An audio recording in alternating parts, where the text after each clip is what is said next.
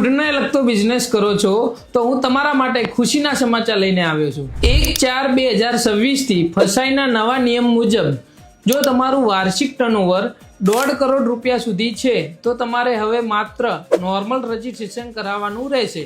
જો 1.5 કરોડ થી 50 કરોડ સુધીનું ટર્નઓવર થાય તો તમારે સ્ટેટ લાયસન્સ લેવું પડશે અને જો 50 કરોડ થી વધારે ટર્નઓવર અથવા ઈ-કોમર્સ યા એક્સપોર્ટ કરવાનું થાય તો તમારે સેન્ટ્રલ લાયસન્સ લેવું પડશે। અને ફાયદાની વાત કરું તો હવે તમારે ફૂડ લાયસન્સ વારંવાર રિન્યુઅલ કરાવવાની જરૂર નથી।